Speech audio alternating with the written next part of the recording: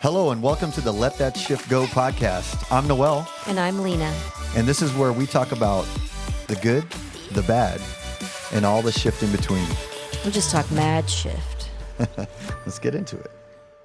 And on this week's episode, how do you know if you're being judgmental? Yeah. How do you know? Yeah, that's a tough one.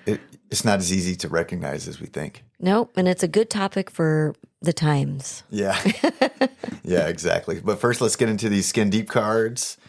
This one is from the Healing Edition. All right. You want to go first? I'll go first. I'll go first. Okay. In an ideal world, what would we be doing more of? Big breathwork retreats. Yeah. Kind of spreading that gift and helping people to find, themselves, remember where they're at. And I think one of the things I talked about was like trying to create family vacations where we, travel together and make a different commitment to each other, calling it an obligation, where we, recommit to healing and stopping the generational trauma that's become culture in our lives. Yeah. Where we have those unspoken things, kind of like you and me, where we were able to feel the context of what our experiences was of our mom and our dad and how different that was and what we thought, and we were jealous of this and that. And so just creating an obligation where we go on and have fun and express ourselves and just trying to create like a sibling reconnect, family reconnect. Yeah. With an intentional focus of being able to talk. Yeah, even if it's just siblings that go to this retreat, 2 siblings or a whole family, mom and dad, kids, but just a space where family members can kind of reconnect. Yeah. And intentional healing. Yeah. That would be the thing. So all right. Mine is, what's the hidden gift of our biggest conflict? The hidden gift of our biggest conflict. I mean, over the span of our lives, we've had conflicts. Yeah. Although not a lot, probably a lot as kids. But I would say the conflict that I think about is when we went hiking in Sedona and you and Armando insisted on going to Devil's Bridge after sunset. Yes. And I was insistently saying, I think it's going to be too dark. And I don't want to go any further. Yeah. And, at that time you were like, nah, you got to go. You got to trust. You can't trust me, blah, blah, blah, blah, blah. I had a whole story. The whole story. And then, lo and behold, you guys go up. It's dark. And I turn around. It was totally unsafe. Totally unsafe. It's Devil's Bridge in Sedona. And we just took off way too late. And I just had full confidence we're going to make it because it was like moonlight and stars. It was beautiful out there, but it wasn't dangerous. And I didn't realize how dark it gets when you're that far from people. Yeah. And I was imagining all the things, Yeah. And the story in my head was I was like, well, I'm going to keep you safe and I'm going to keep you safe. But the biggest gift that came from that was really, I really got to see how I was pushing you into something that you didn't want to do. And I was being that, masculine and overpowering and not being safe masculine. Yeah. Where I was, operating from compassion and understanding where you were at and not trying to bring you where I was at. Yeah.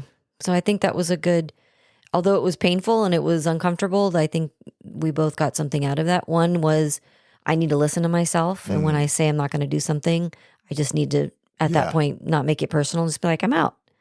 And not be like, oh, I don't want him to think I don't think he's safe, or I don't want him to think I don't trust him. Yeah. See, that was all the stories that were kind of going. I was like, doesn't she trust me? Yeah. And it wasn't about that. No. And then you got to see. Yeah. I mean, but I didn't get to see that so me and Mondo were just having fun. And we went up and there was a certain part where it was pretty sketch. And you had to climb up, like free climbing, and it was a fall if you would fall. And so you said, I'm not going up there. And I was like, okay, well, you stay right here. And you're like, okay, I'm not going up there. I'll stay right here. And then me and Mondo went up. And when we came back and you weren't there, oh, man, I totally freaked out. And we were literally running down this unsafe trail, calling out, Lena, Lena. And I just felt terrible because I was like, what did I just do?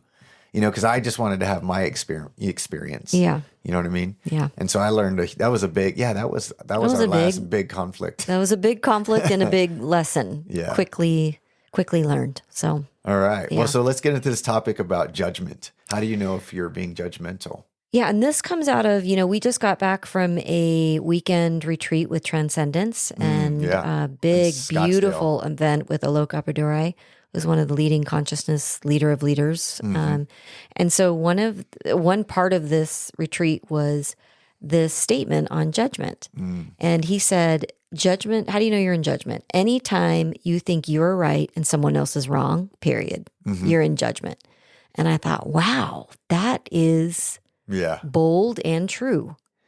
And so, coming back, I thought this would be a great topic because we're all in periods where we're judging someone, judging ourselves, but, oftentimes we're completely unaware of it. And this podcast is about being aware and conscious. And so I thought this was a great subject to bring up. So defining judgment, right? So anytime that you think you are right and someone else is wrong, period, you are in judgment. Yeah, and if you find yourself trying to convince them that you're right, because I find myself in there. Anytime I'm trying to convince, I find myself trying to defend myself, kind of a thing too. Because the only time you have to convince is if you think someone else is wrong and you want to be right. Yeah. So there it is. Yeah. That's pretty simple. And that's not coming from a place of awareness if you're pushing through that. No. And there are some different ways of defining judgment. Like what is judgment versus discernment? Right? So discernment is, that's probably not a good decision for me. And I'm discerning that. Yeah. But judgment is like, you're assigning value, good or bad, right or wrong. And often that's based on our own subjective experiences. Yeah. Right? Our biases or our emotions, our own programming from childhood, from whatever. And it's a rigid way of thinking. And it leaves no room for understanding or compassion. So when we go into that, we're going to be trying to, convince someone else to think the way that we do, to behave the way that we do. And in some way, we're making whatever they think or the way that they're behaving wrong. Well, and I was doing with that, with backing up a little bit on that Devil's Bridge. My judgment to you is like, why is she she's kind of being weak right now. We're on this vacation and we're all in and we're exploring and we're trying to be bold and all this stuff and do this self-healing. Like, why is she being afraid right now? Doesn't she trust me? Those are all my judgments. Yeah. You're trying to convince me why you were right. Yeah. And I was like, what? We're right here. You know what I mean? Yeah. I've got my cell phone as a flashlight. It's got plenty of battery. Still got signal, all the things. I had all these stories and I was trying to convince you. Yep. Yeah. You were in judgment. Yeah. And I should have been in my discernment. Yeah, definitely. Well, as discernment, on the other hand, is the ability to make informed choices. So it's based on values and principles, but it's without the need to label or condemn the other person. Right. To make them wrong. To make them wrong. Yeah. It's just being able to just stand back and observe what's happening. Like we talk about all the time, is it connecting with that observer. And just, letting it be like, okay, this is based on my values, my own discernment. That thing, whatever it is that we're discussing, doesn't work for me, but it doesn't make you wrong. Yeah. It's just that's not for me. And that's a great way to express that to another person. Yeah. Because often in conversations, when we throw it as a judgment, like, hey, why don't you want to do this? Like, come on, you're just being weak. That's not discernment. That's a straight up judgment. Yeah. It's rigid, right? And you're not giving the other person the ability to just choose whatever the experiences they want to have. And I mean, you think about it in the current political climate right now. We're Republican versus Democrat, all of those things. And we're often judging the other because they don't believe the way we believe. Why can't they just see this thing? That's a perfect example of how probably many of us are in some sort of judgment right now. And instead, that's whatever your beliefs are. Those are based on your own, your childhood, your culture, whatever that is, but not leaving room for the other person to have their experience. Yeah. And where is that going to lead? It's going to lead to a lot of division between family members, friends, all of that.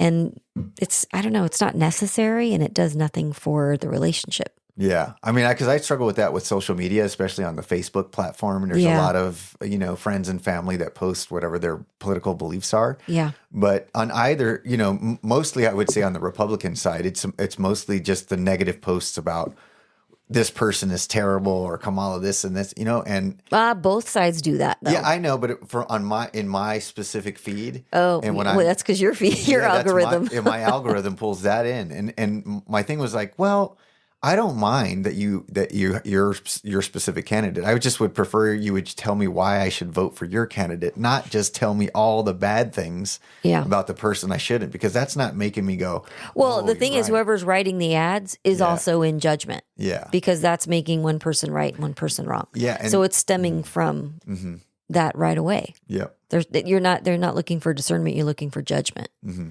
So that is going to lead to nothing but separation and conflict. Yeah.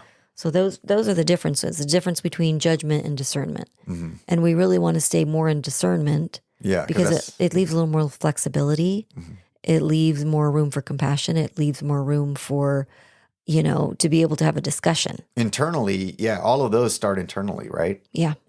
Leaving room for that stuff. Because in a discussion, that can't get there unless you're feeling that internally, I think. Well, discernment aligns with a conscious, self-aware, way of living. And discernment seeks connection, not disconnection. Mm. So that's the difference, judgment versus discernment. Yeah, like understanding they had their own experience and they have their own unique desires. Yeah. And, if you're asking questions, to understand from a place of compassion just to get a viewpoint, that's much better than just trying to judge. Yeah, because if you're really seeking to understand, the questions are much different. Mm-hmm. And actually, there's questions instead of convincing. Yeah. So anytime you're trying to convince somebody, that's the judgment part. Yeah. If you're trying to convince somebody that you're right and they're wrong, you are in judgment. Period. Mm-hmm. There's no way around that. Mm-hmm. So the invitation is to maybe take the way of discernment rather than judgment, because it's going to lead to less of that separation. Mm. So here I love the signs that you're being judgmental. Okay. So you're feeling superior or inferior. So when you start comparing yourself to someone else in a way that makes you feel better or worse, you're judging. Yeah. You could be judging them or you could be judging yourself. Right? Yeah. Labeling. So if you're putting somebody into a category like they're right and I'm wrong, then that's based on your own perspective. Yeah, but I do this all the time. We all do it all the time. Yeah. So it's just being aware that you're doing it so you can then be discerning. Well, what's the reason we do any of this? It's because to become aware, right, of things. And judgment is one of the major ones. Yeah. So it's just to start asking yourself different questions. Mm-hmm. And if you can basically just go into that statement, if you think you're right and someone else is wrong, you're in judgment. Boom. There's a moment to be able to pause and reflect. Oh, okay. Like what's taking going a step on here, because I'm like, okay, I'm about to try to convince this person I'm right. Yeah. What am I judging? Yep. That's the next one, is needing to be right. Mm-hmm. If you feel like you need to prove your point, you got to convince someone else that your way is the only correct way, you're in judgment. Mm-hmm. You're in judgment. So here's some questions. When was the last time I felt the need to be right in a conversation? Right now. Right now. I want to be right about this, Even talking about like Facebook posts, it's like, I want to be right about this. You want to be right now. Yeah, public service announcement, that I want to say, please stop posting the negatives. I want you to please just tell me the positives, why I should vote for whoever you think I should vote for. Well, how do you feel when other people disagree with you? How do I feel when people disagree with me? I mean, initially, that they don't trust my opinion, I guess. Oh, okay. Yeah. They don't trust. Oh, yeah, I can attest to that. Yeah. Yeah. Right. Boy, that walk is going to come up. Devil's Bridge. Yep. I crossed a bridge there. You did cross a bridge. I definitely crossed. I thought I burned a bridge, but okay. Well, I thought I burned a bridge, The other question to ask yourself is, are you open to understanding someone else's perspective, even if it challenges your own? Yeah, that's a big one, because that's where you have to sit down and just kind of be open and vulnerable to hearing the other side. Yeah, because we all see the effects of what judgment does to create distance in relationships. Think about, like we talked about political now we're coming into election season. You're going to see a lot of like Facebook unfriending. Yeah. I'm not coming to your party. I'm not coming to the family function or whatever it is. That judgment is creating more distance and division. And so that's going to take an emotional toll on all of us, on yourself, on your family members. Right before the holidays. Is this Right before. planned? It's so awesome. Yeah. Less presents to buy. Maybe that's why people do it. And we're going to get that classic post like on Facebook or Instagram. I'm trying to weed out friends, and I'm no longer going to, if you don't respond to this, I'm going to be able to know that you're no longer active and think whatever that, that chain email send to 10 other friends and whatever. It's like, I feel like that's coming soon. Yeah, I think it is. I think the last time I deleted Facebook probably during the last election time. That's when I deleted. I know we were in the and now I don't know what's going on with family members outside of the state anymore. But when we were at the retreat this week, we were in the hotel room, and every commercial was like political. It was like, oh man, we're just bombarded. I was like, I can't even watch anything. I can't watch, King of Queens because there's commercials, and it's so toxic. Judgment or discerning. Well, okay, so we can't just be like, all right, here's what's happening. We need to give people tools, right? Because we are going to need tools. Once you figure out, oh shoot, I am indefinitely judging someone else's reaction or their whatever it is. So what do I do? So the one thing is when you realize that you are in judgment, when you think someone else is wrong and you're right, you're in judgment. Boom, right? Okay. So what do you do? So the thing is, you want to pause and you want to reflect and ask yourself, am I judging right now? Yes. Yeah. Yeah. And you want to check in with yourself. Am I being judgmental? That's going to give the ability to maybe respond instead of react, which is always kind of the goal, is to be able to respond in a way that you're proud of, not a reaction that you regret. Yeah. And also taking attuning to how you feel in your body. You know what I mean? Like, are you revved up right now? Am I angry? Are you activated? Am I activated? Yeah. Or am I kind of, calm? Are you clenching your fists? Yeah. Really, you can look at your body language. Yeah. Look at your body language. Really a self-scan. Look how your breathing starts to get rapid and shallow, right? So it's just like pause and reflect. Take a breath. To be response-able. Response-able. The next one, practice empathy. That's just really trying to see the situation from someone else's point of view. Yeah, shift perspective and try to watch it from their movie. Yeah. And I think that's something that we don't do very often. Yeah. Is really try to step back and see it from their perspective. And we talk a lot about active listening. And most times we don't do that because I want to get my point across. Yeah. You know what I mean? I'm trying to convince them of what I am thinking and how I'm feeling.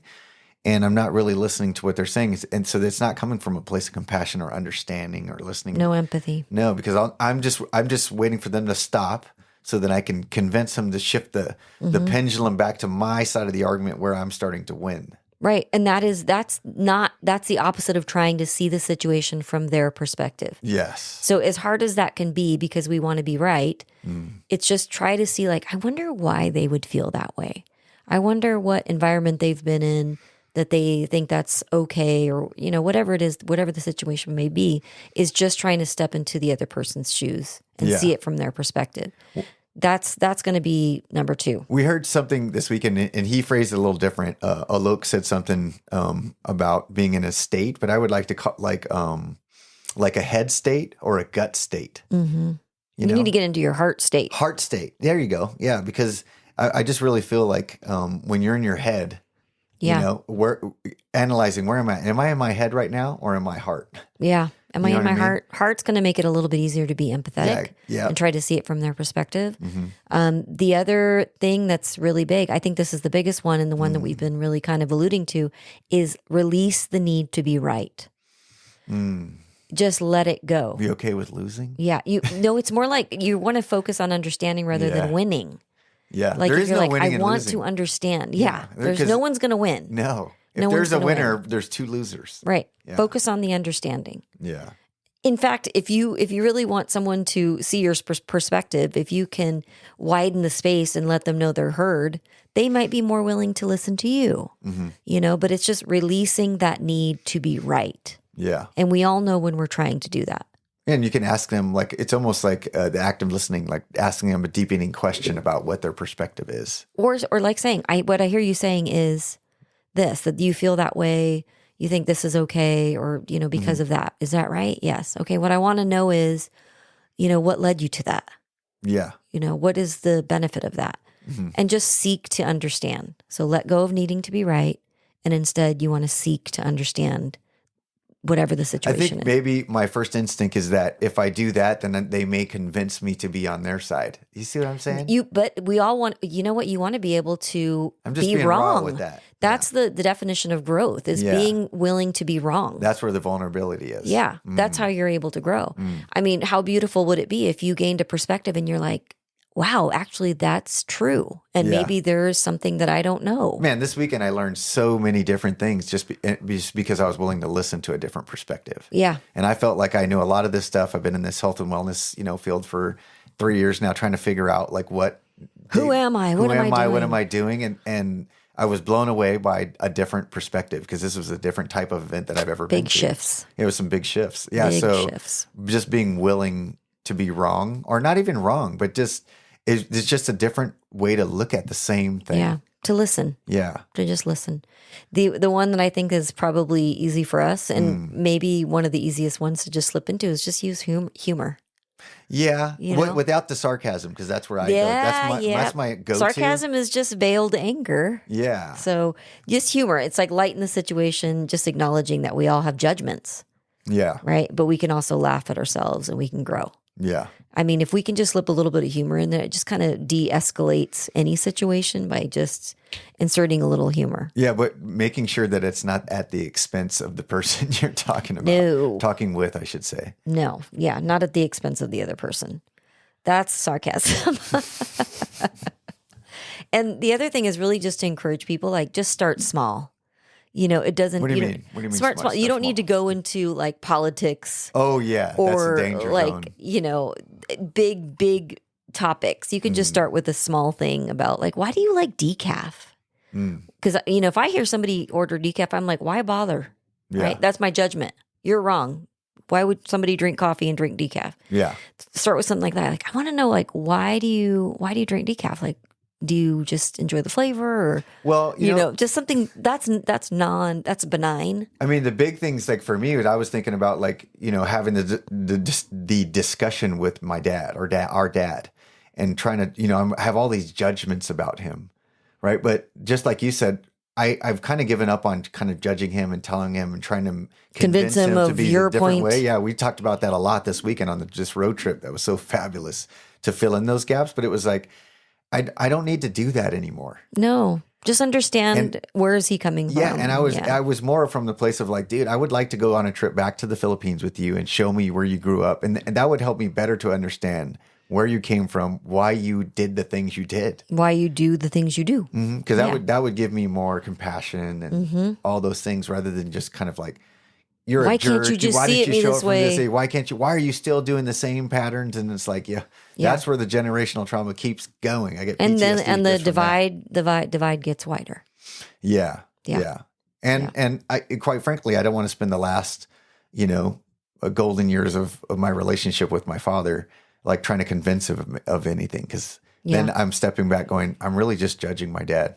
Yeah. It limits your ability to see the bigger picture. What's the bigger picture? Of what his experience was, what anybody else's experience is or was. Well, I think the bigger picture is that everybody on this planet has their own thoughts, wants, needs.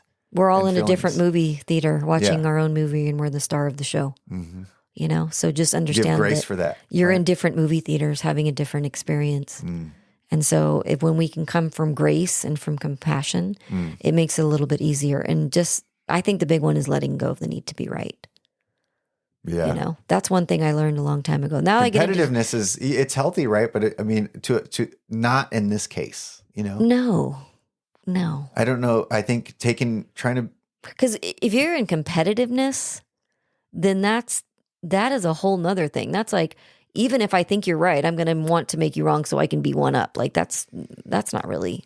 It's not being competitive with it, or I want to be right more times than you are. Then I don't think it's a conscious. I think it's a subconscious need to be right or be ahead, or you don't want to be wrong because then you look dumb. I'm not smart. And that's a story that's 100% your responsibility. That's your responsibility. That's all that that. Mirror. Yeah, that's all. Mirror. The other person's like, what? I just like decaf. The reality is, the self judgment is why we're doing all that external judgment. Because most times, whatever we're judging in that other person is the thing that we most fear in ourselves. Yeah. It's usually something that is like an unmet need in you, things like that. Like a lot of that, when you start doing a little bit of self-exploration, you might find that you're in comparison, and those are things that are kind of maybe a gateway or a portal to deepening your understanding of yourself, in those situations. And why I was so angry that they had a different perspective, Yeah. And listening from compassion really gives you the ability to kind of move freely in that conversation. Yeah. I don't know. That's the invitation, is just to, ask yourself those questions. If you're needing to be right and make someone else wrong, you're in judgment, period. And what are the things that you can do to, strengthen the relationships you have instead of increasing the divide, especially with the current climate and the things that we're all dealing with. So the invitation is just to practice some self-reflection, pause, reflect, use humor, and just seek to understand rather than to judge and be right. Yeah. Yeah, that's it.